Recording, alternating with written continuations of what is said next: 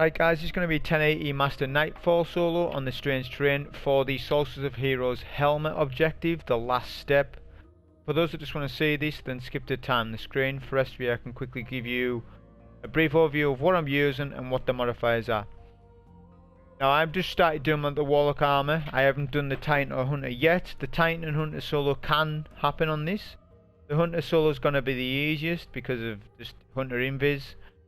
The Titan will be the hardest run for sure, and the Warlock's like in the middle. The reason for that is because of a modifier called Togetherness. So for those that don't know what this does, is that you don't get any health regen at all.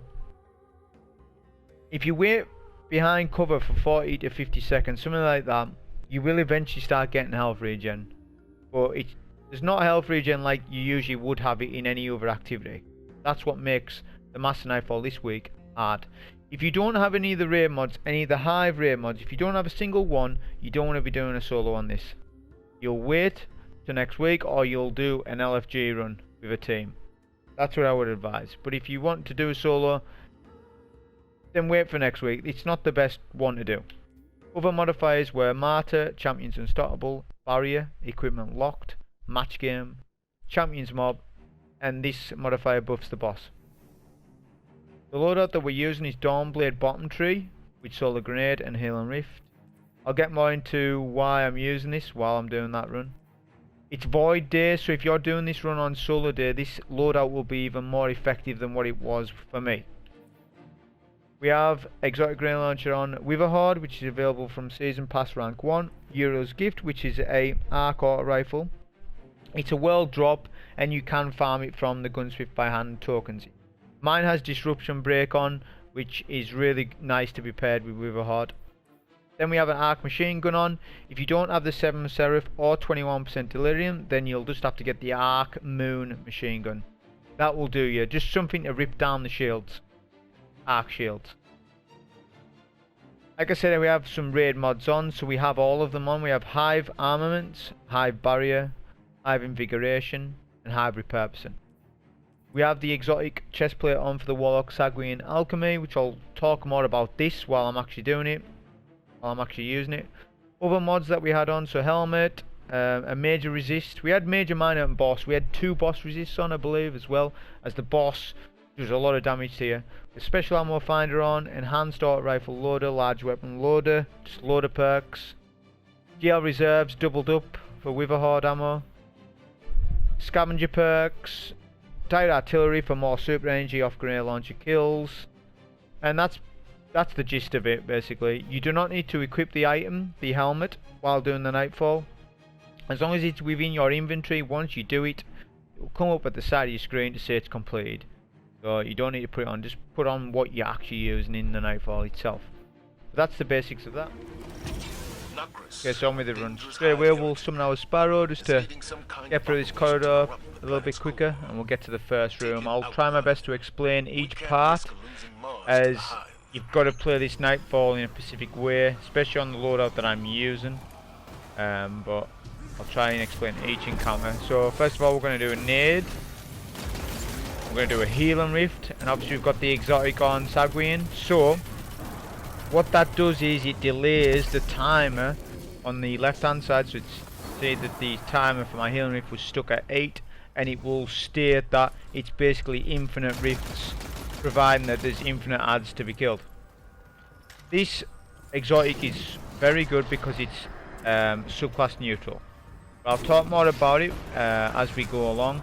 First of all, we've got an Unstoppable and a Anti-Barrier Knight.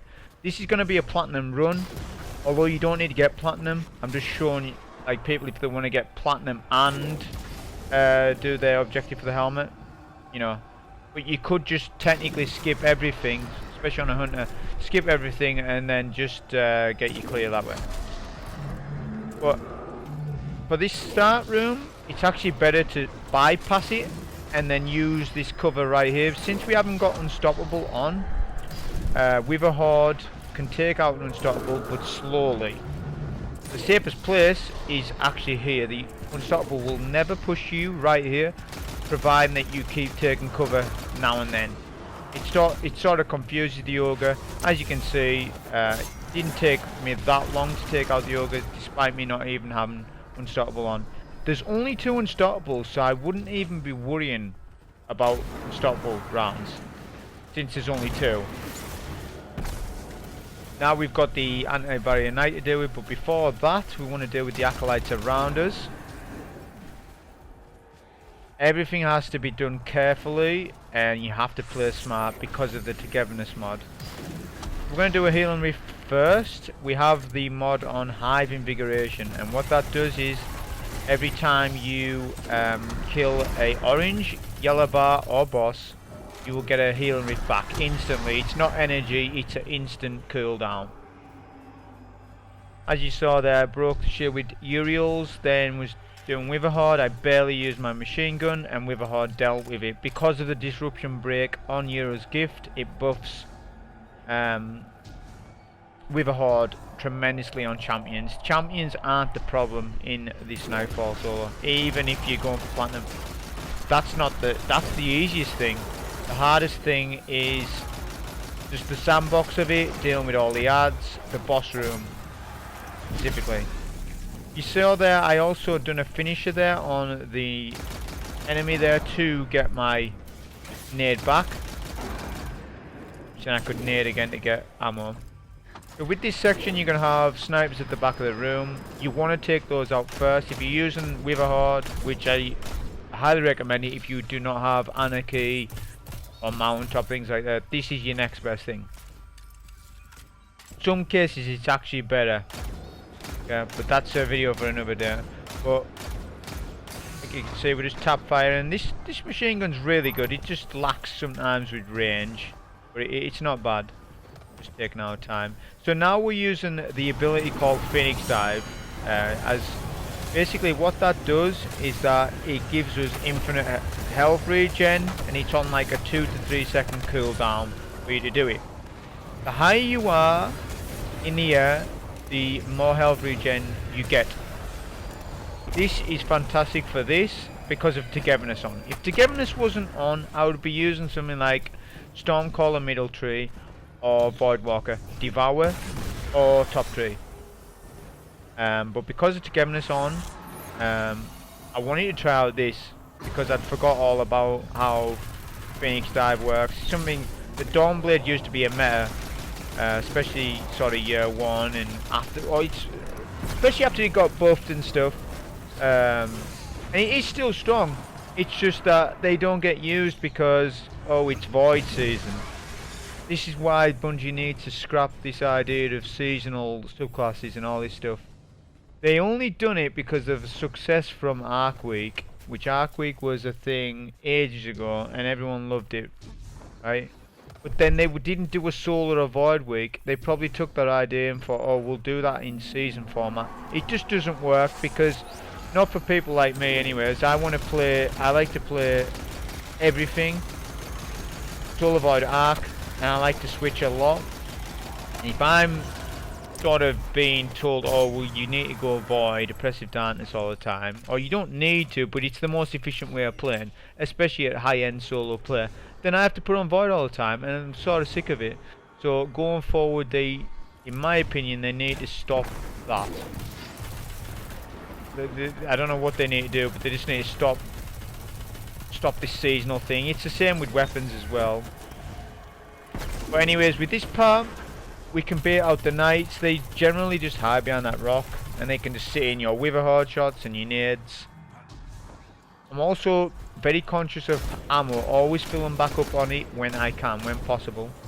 I mean, you don't have to be as meticulous as I was, because obviously it's got a high mag in it, very good machine gun and stuff, but if you do have a arc sanguine, if that's how you say it, basically just put double machine gun reserves on that, and you basically got 500 bullets on some machine guns, especially the high rapid fire frame ones.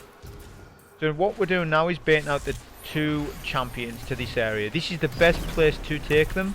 We're going to do a healing reef first, since when we kill one of the champions, we'll get our healing reef back. What happened there is that we couldn't break shield because one of the champions was standing front, which is that's something they do. As soon as you do a nade launcher shot or a nade, their AI pattern is to do a side roll, generally. Obviously when you stagger, that's when you do your main damage. We're looking to get him done on phase, not to sort of mess about with him. Got our healing rift back so we can re-heal up.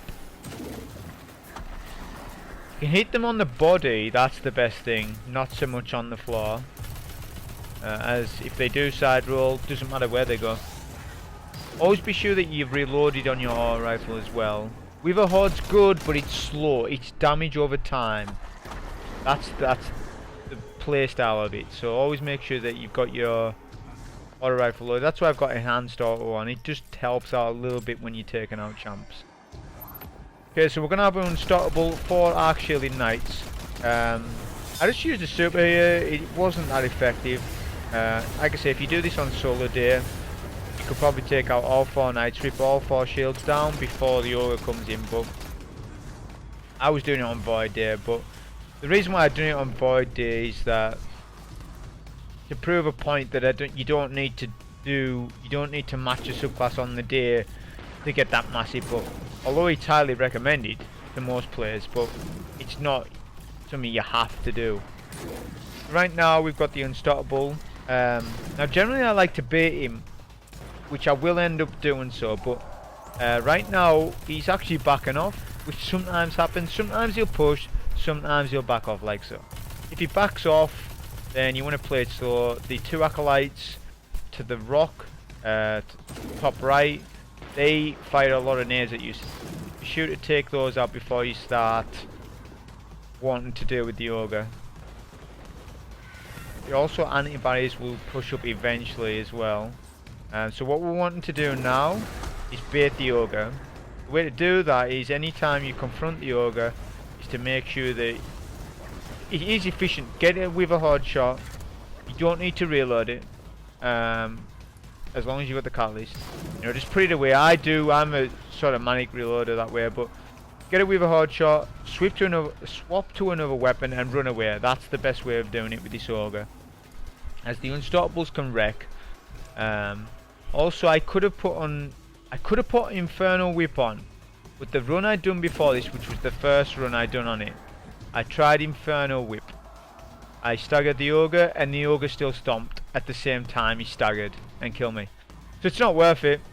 It's not worth it with ogres. Cabal unstoppables, they're fine, but on Hive, especially with Togetherness on and stuff, just not worth it. So I just ended up going double grenade launcher, so that way I have more ammo with Witherhoard. And you can see you can take out unstoppables pretty easy. It increases the time, but you've got to be patient with them. The handy thing with Witherhoard as well is that obviously it's doing that damage over time. You can kind of track what the ogre's going to do. Only do 1 shot at a time. If you start doing, 2 shots and the ogre's on top of you, you're gonna wipe to that.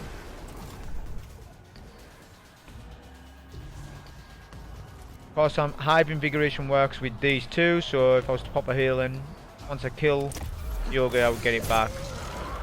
But if you use cover, get him to a finisher state. As soon as you see him, you can finish him, and you usually don't take damage. I did that time. But the beauty of this class is, even if I didn't have my healing rift, I have unlimited healing at any time. It's like life support basically from D1, but that was a weapon perk, whereas this is an ability perk. So the arc shielding knights earlier, if you don't take some of them out, they all back up to this area, which they can get annoying. But we have Hive Repurposing on, so every time we break a shield, we get our grenade back. We can also pop healing rifts because they're orange bars, so this is a good little part at the hill here to sort of evade their fire.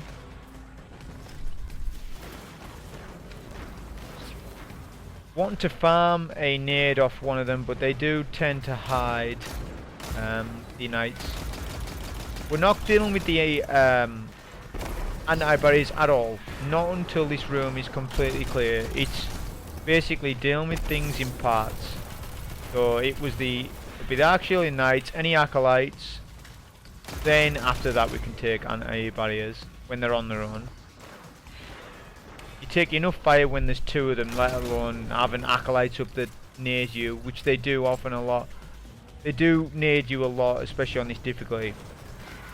Always keep an eye on your health, of course, because the Togetherness on. It's easy to forget that that's off, like that's on. Anytime we just jump up in the air and hold circle or whatever platform you're on. The crouch button anywhere. Okay, so we got the final Knight. Now we can take care of the anti-barriers, which I'm trying to get them in a good spot. If I stand around here, they're just sort of over the other side of that hill, which is good cover. You can see it in a hill and rift as well. Before we do anything, we're going to pre-Witherhoard. One of the anti-barriers sort of went before. I done enough damage to not realise at first that he was going to stagger, but that was fine. As you can see, Uriel's gift, with it being a high impact auto, it's really good for ripping down shields. It's good for end game content, this sort of auto rifle. Okay, so that's the two anti-barriers. We're going to skip these ads. We're full on ammo. If you are not full on ammo, then you want to be farming. You can use a super on these Thrall and just get a load of ammo. Or any got a nade and you need, you know, more heavy, you can do that. You can also run an artifact mod called Heavy Finisher. That would be a way of doing it.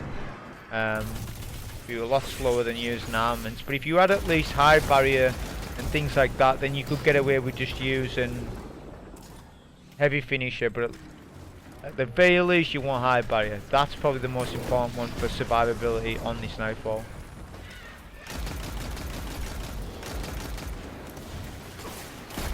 So before the anti-barrier, I'm wanting to take out as many Acolytes as I can. They do take cover quite a lot. Quite full health, so got the Knight prepped. Every shield.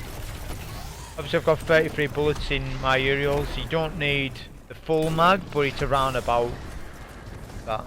If you're doing it with Oppressive Darkness, then that's a different story. It won't take as many shots. But obviously try to critical hit behind that shield, which helps. Don't just body shot. There's an Acolyte one shot. I was wanting some heavy back from this room to fill back up, as we need plenty of ammo for the Ogre room, which is not hard. The way I do this, it's one of the safest parts of the run. If you play out of position, it's not. The Ogre will melt you. The one in, it's not an unstoppable, just the same as what it would be on a regular as a regular strike. But the Ogre can wreck if you're out of position. It's just knowing where to stand, and that's even more important because you have to prioritise a lot of play around your health. We'll do a heal and rift first. We're going to open the Shrieker up, use our machine gun to quickly take the Shrieker out, and then we get our heal and rift back. The key to this area is that you wait for the wanting target to leave the room. You don't want to be handling with that wizard at all. The solar shielded, we don't have any solar weapons on. However, solar shields are sort of bugged, especially at the boss. That's why I haven't got a solar weapon on. Solar weapons aren't needed for this. That's why I'm running double arc. We're taking a lot of fire, so we'll do heal and rift. We're still waiting on that wizard, which does take a long time. The wizard takes a long time for to leave. Eventually it will say at the bottom of your screen.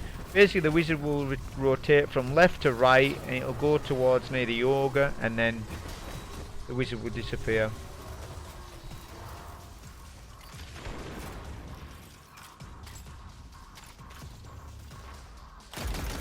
Taking this knight down bit by bit. He keeps backing off every time we break his shield, which that's what he usually does if you stand here, but that's fine. We can just take him out at a later point. We can whittle him down to prep him in advance.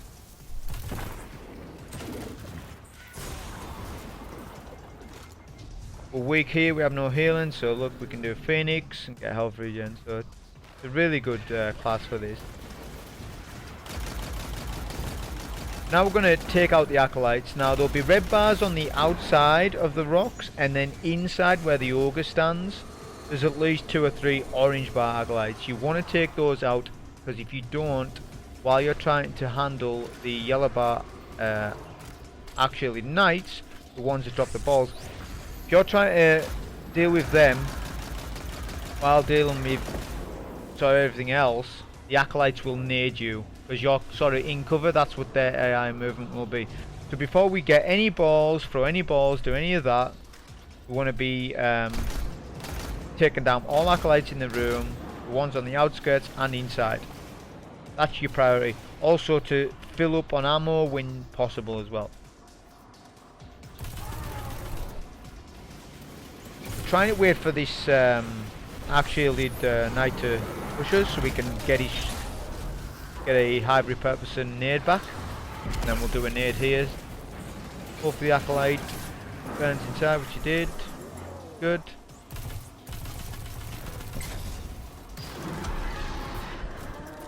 Got a disruption break there, so Witherhoard will do increased damage, which as you can see is very good. That's our first Knight. Now, generally how this goes is that when you kill 2 Knights on the left side of the room, which is the part I'll refer to where I'm going now, and the right side is where the perch is where the snipers spawn. We don't have to go right side at all. I don't consider this cheesing it or anything like that, but it's just a strat in order to clear this room easier. And basically you can get, there's 4 crystals in the middle. You can basically get all 4 balls from left side and then be done with it and then finish the Ogre off without having to go on right side, because the side I'm on right now is a lot more dangerous than the side I'm going to. There's a lot more cover on this side. You can avoid the Ogre. The Ogre will be aggroed on you, but as long as you stand behind this cover here, the Ogre can never really get a hold of you. So we've killed the second Knight, and what the game will do, it'll register that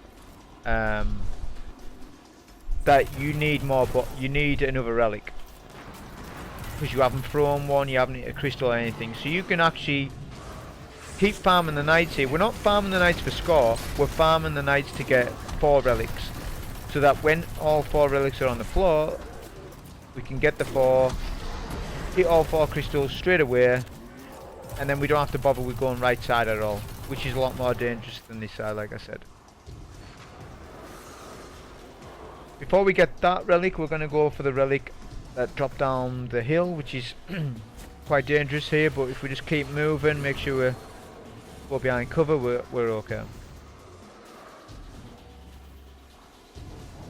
Now what I like to do at this point is put all the relics close to each other, so all 4 of them. Never double cross that alleyway, like that sort of opening.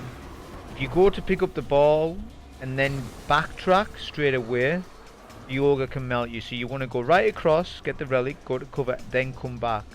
That's very important, because if you're on this side, the Ogre will be aggroed, so it'll be waiting for you to just sort of melt you down. That's very important that you do that. You go one way to get the cover and then you come back. You don't backtrack as you're going past that opening. Okay, so we took down the last Knight.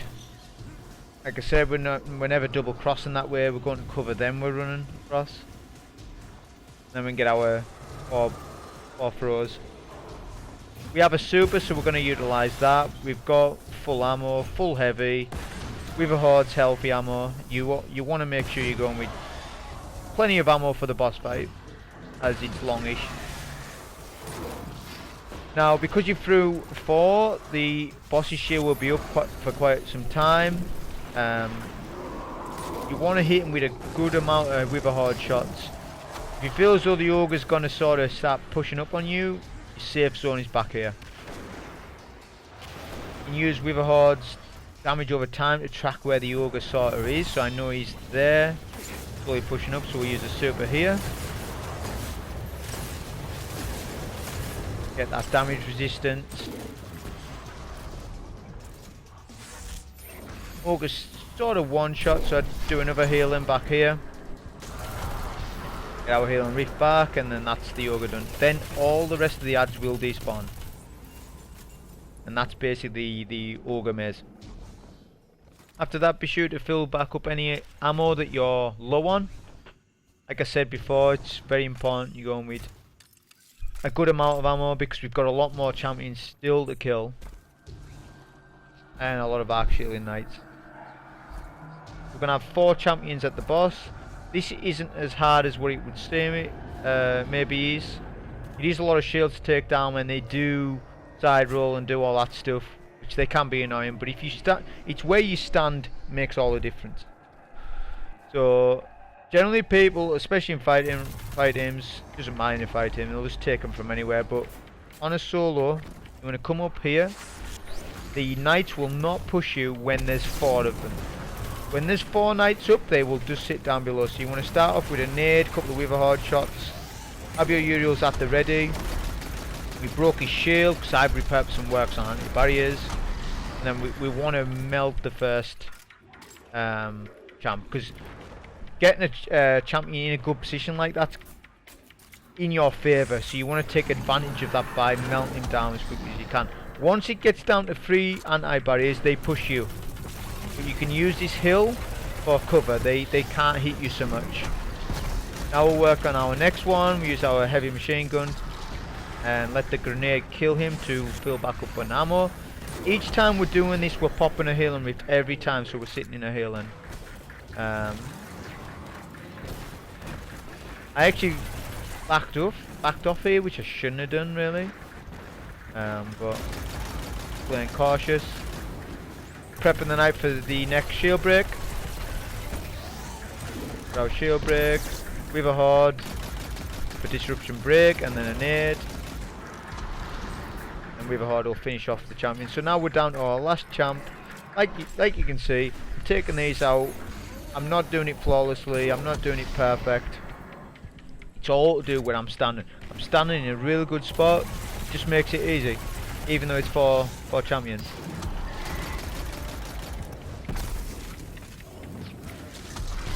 Okay, so once you've killed all 4 champions, don't be running around the room. You want to specifically stand here. If you stand anywhere else in the room, the boss will spawn in adds, and you don't want it to really. You want the first phase just to go easy. If you stand and crouch, well, if you crouch around about this location, the boss will just try to hit you. He will not do the animation to spawn in adds. Which, if we can control that element, then do so. As once you start spawning adds, then you've got the boss to deal with while having to deal with any acolytes. They could hide the cover, be throwing nades and all sorts. We're going to do a healing reef right in this position here. It's a really good spot. Like I said, Sanguine Alchemy, you can have infinite healing reefs. We're just going to keep doing Witherhoard shots on our body. So when they come in, they're going to die to the Witherhoard well, and then they're going to spawn another well in.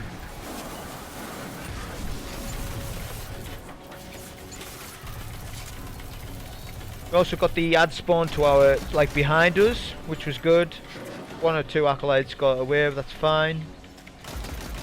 As you can see, my healing is still on 12 seconds. This is one of the most powerful exotics in the game, but it doesn't get used often, or I don't see people utilising it. But this Nightfall turns out to be a really good run.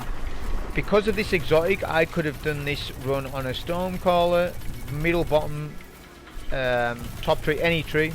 I could have done it on a Voidwalker, middle, top or bottom, anything would work. But I just wanted to do it on a Dawnblade because of that extra Phoenix dive. So you've got healing on top of healing with this class. Another loadout that possibly could have been done is something like Anarchy with double primary and have no, I'm just thinking now what you could do.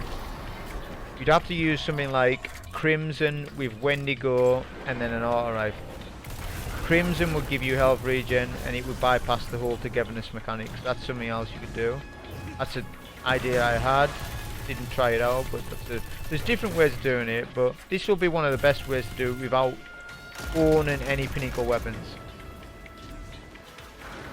Okay, so the Knight on the other side, especially the left side, the side where I'm looking at now, that's always more dangerous than the right side. But when we're dealing with the Knights, generally, that's why we took out most of the Acolytes. I think there's one up behind that rock, maybe.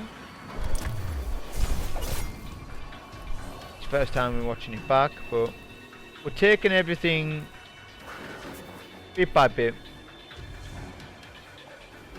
On this first phase as well, the actual boss will not hit you at all, so it's pretty safe, but you want to get used to using cover in this room. The cover in this room, it is there, but it's only temporarily. So you use a bit of cover, you're good for 5 to 10 seconds. After that, the boss can loop round to you and start dealing massive damage because of the modifier. Once we break the second crystal, we're going to want to take out the 2 snipers at the back, which we did. We can do a healing rift behind this rock and get our healing rift going. We didn't really need to, but it's just for safety if the boss loops around the rock, which it can do.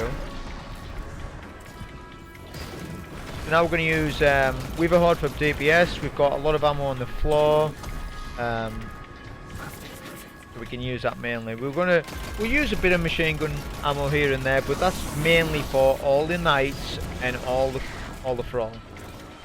If you're doing his animation for extra adds, the longer you take on these DPS phases, he will just keep spawning adds, like on a timer. So the quicker you get through a DPS phase, the better. You're reducing the risk then of getting killed by any of the adds that he spawns. That then becomes a problem. The boss is mobile, he deals a massive amount of damage, Acolytes throw nades in cover, and then the Thrall make you move out of cover if you're not killing them efficiently. So on this next phase, we're going to spawn kill the Solar Shielded Wizard, which the Solar Shields are bugged in this Nightfall. That's why we haven't got Solar on. There's only 2 of them as well.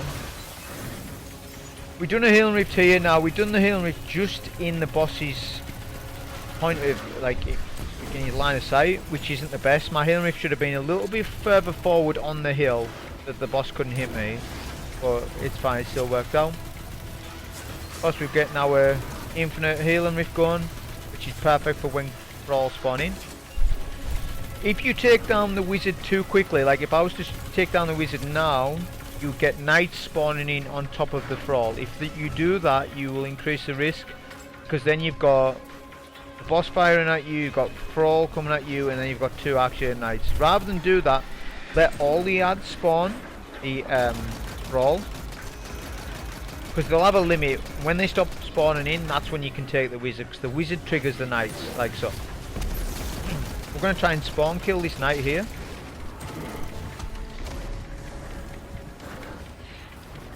Witherhoard does a lot, the nades and everything else. We've got our first relic.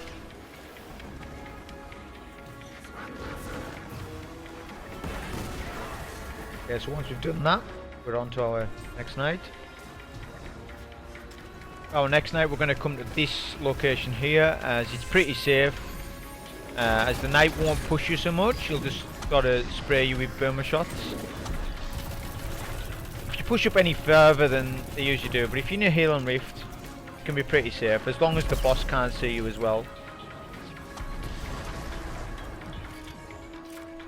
Okay, so we're approaching the last final phase. We'll do a phase of damage, and then it'll be the final phase, or one of the final phases for dealing with Arc Knights, and there's a lot of Thrall. It's the hardest phase of the fight, and this is the part where people are probably going to have wipes, but there is a place where you can stand to help out. First, we're going to take the snipers, as always. They are priority when you take down the boss's shield, not the boss, but the snipers themselves. The boss actually stood over the far side rather than pushing me. Doesn't always do this. Sometimes the boss will actually push up to where I am. If so, then just keep hiding behind this rock and sort of rotating around the rock to confuse the boss. Because if you go right, the boss will go right. If you go left, the boss will go left. But it's on a timer. You've got seconds there to sort of... what I'm saying is the boss is easily manipulated if you know what you're doing. Since the boss just stood at the back of the room, we're just going to use Witherhoard from here. Just to do a lot of DPS safely. Okay, so this is sort of the one of the final phases of the fight. The best place to stand on this class, on the loadout that I'm using, is here. Just because on this rock you can manipulate the boss the easiest out of all of them. Like, out of all the covers. So we're doing Witherhoard shots sort of left and right of the rock. The boss will sort of be confused. Just the main thing is to keep that rift going. You must stand in that rift to keep your unlimited rift going. It's a good place to spawn kill a lot of the adds. Be wary of the knight spawning and the boss, because the boss can loop right round. If the boss just loop round, then you sort of loop round the rock. It's hard to explain, but the positioning was crucial. If I hadn't stood where I had, it would have been a death. Also, if you feel like you are going to die, then that's when you've got a panic super at that point. So we're still keeping our rift going. It's got 3 seconds.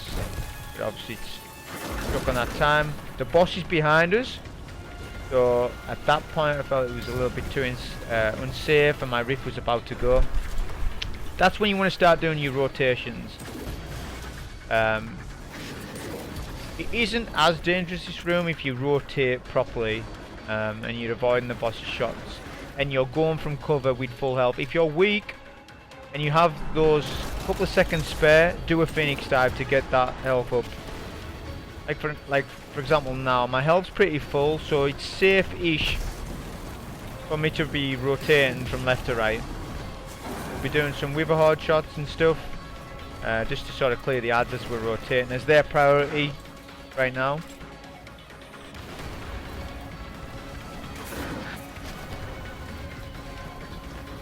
When you're rotating as well, never go through middle, go right round the outskirts.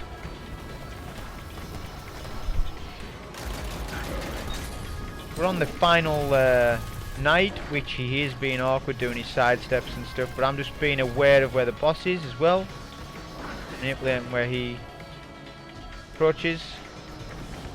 You can rotate between these two rocks as well if you have your positioning good.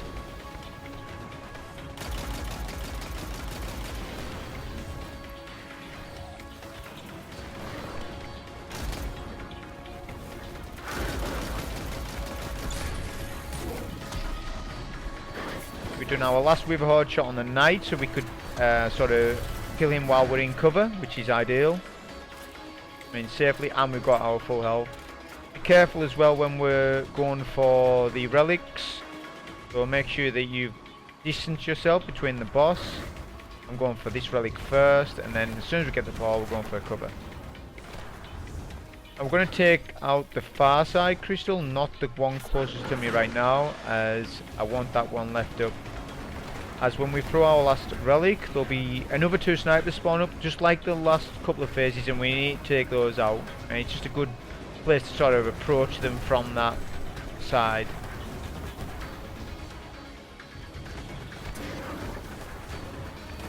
We're going to get our last Phoenix dive as well, just to make sure. See where the boss is standing, get our dunk. The boss will be sort of in his animation of spawning in adds. This gives us that 3-4 seconds to spawn kill the snipers. Once that's done, we have to rotate like we did earlier. Do Witherhoard shots behind you is effective. The Thrall will chase, but they'll just get stuck in your Witherhoard pools, which is really good. Do it when you can. Also, we've got a knight. He's not shielded. He has a shield, but he's not arc shielded like the rest of them. 1 or 2 Witherhoard shots, if you get the stick, will kill him. So you can stick him and then run away. Which I didn't end up doing. I ended up taking out with a machine gun.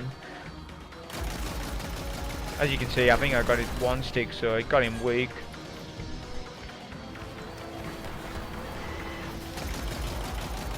All about multitasking the adds and the boss with this fight. So I made a wrong move here. I shouldn't have pushed up here, but that ended up making it work. That's the beauty of having Phoenix Dive. Boss is literally one shot. We nearly have our super, so we're going to end up using that. There'll be no more adds spawn up.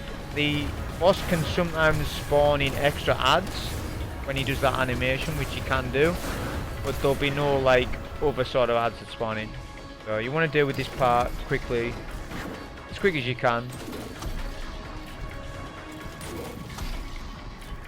Like I say, the Hunter and Titan can do this run. Titan being the most difficult, Hunter being the easiest because of invisibility and just what you can do with that class. But that was just showing you how to solo the 1080 Master Nightfall on Strange Terrain this week for the Solstice of Heroes helmet objective. Hope you enjoyed. Thank you.